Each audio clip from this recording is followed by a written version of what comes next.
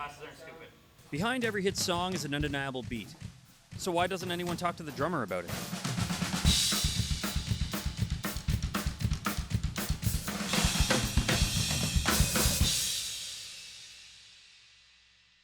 You are like a machine, and probably the busiest person I know. You're kind of a session guy, and you're playing drums with so many different bands, but do you do press?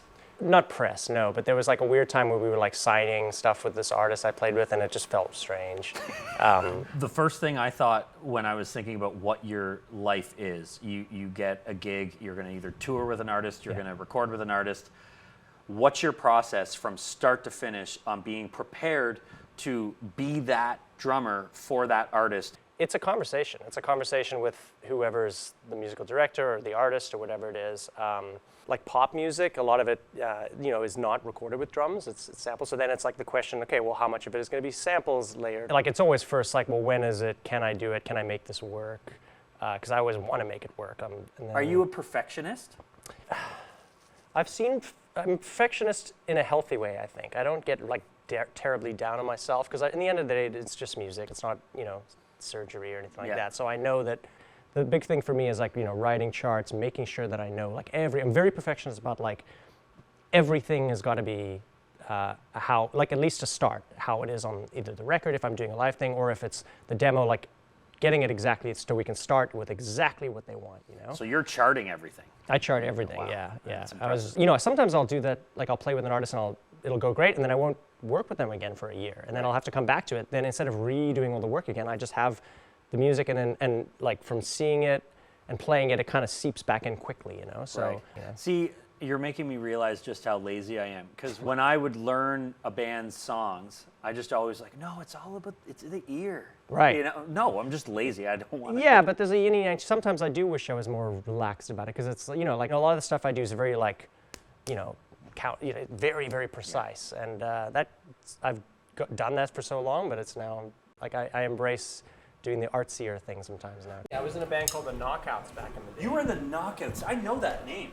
We were like, if you're in the Brampton Long McQuaid, we had a place in Brampton. We played with like, it was like we were in that scene of Flatliners and Scarlet, John Stones. Remember all those bands? Yeah. Like, what are your drum influences? You have so many different genres that you play. I know you and I are both like punk rock guys, but you're playing country songs. Yes. How do you draw off of the different influences in your life as a drummer to like sprinkle onto the projects that you're working on? Yeah, I do listen to so much stuff, and I grew up in South Africa, like just in the post-apartheid time there where nobody was coming to South Africa. They were boycotting it. And then the first guy who came famously was Paul Simon, but I was still too young to really take that in. And then the Rolling Stones came.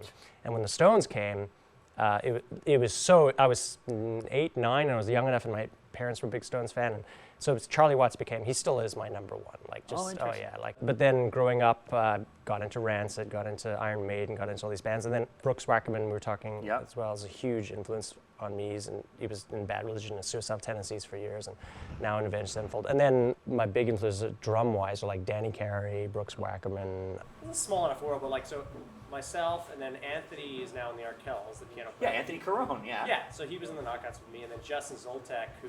Yes. You know all these guys? Yes, I know all of them. Wow. Anthony and I taught together at Long McQuaid, Brampton. I was teaching drums, he was teaching piano. Shit. Okay. Yeah, so yeah, it was him and I, like we were Justin and him started That's how I know it. Oh, that's crazy. That's funny. And then, through that I got, like, Tim Oxford was the... those are all my he was friends. the drum guy at the Long McQuaid Brampton before I was. So you played America's Got Talent, right? Yeah, right. So how was that? It was strange, man. You know what? Full respect to the show because, I don't know, the cynical side of me is always like, these shows are fake, these shows are put on, but it really is what you see, like, because I was on it. I was like... You're playing live. Yeah, we're playing live. Simon Cowell's just glaring at you. Yeah. I don't know what I was expecting. It was so wacky. Like, the guy before us was like, his act was mind-reading chickens. Oh, it's yours. Get in. It's like, Obviously. Yeah, and it was a circus, man. So you're doing so many different genres, and just as like a punk rock kid, I was just thinking like, you're playing these country shuffles. Like, how tempted are you to just blast into a street punk beat? Well, I'm very lucky that the artists, especially the Reklaws that I play with, they're very open. Man, we had this part where I literally, it was like a band intro thing, and they'd go to me and the whole band would play a Tool song, and like I'm blasting on the double kick. And so yeah, like the world we live in now, I think the more unique something can be and less sterile, it's exciting, Yeah. I'm just inspired by your your shuffle thing that you did, and I kind of like the idea of like starting off with something like that, and just keeping the beat, and then I'm playing something completely different but harmonizing with it, and then you're building off of what I'm doing, and then I'm building off what you're doing, and then we just kind of like vibe.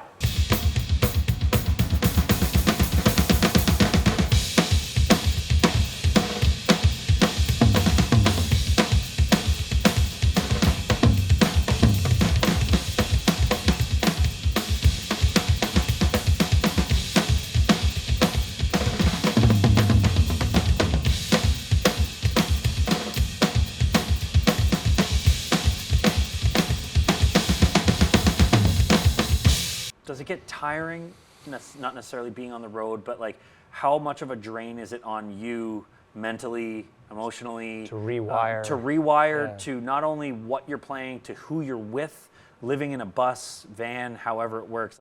It gives me energy. Like I've been in the other situation where I'm with the same crew for like 3 months on tour, and both have its pros and cons. That gets a little boring, and you start to get, the guy leaves his cup in the same place every day on the bus. You're like, oh, no, I love it. And in Canada, especially, like we were talking, Zach, like our TM in the Reklaws work, but the Arkells, like everybody kind of works with each other and bounces around. So our lighting, girl will just be like, hey, I just was out with the beaches, and oh, how was that? It's really cool. Yeah. So what can be a lot, I find, is when I'm home, like now, when I'm not on tour, like every day is something different. And it's not that it's tiring, but like my other side of my life gets affected, where like my wife will ask me, what are we doing on Wednesday? I'm like, my brain's full. I can't remember anything. Whereas if you're doing the same thing every day, you have more space to.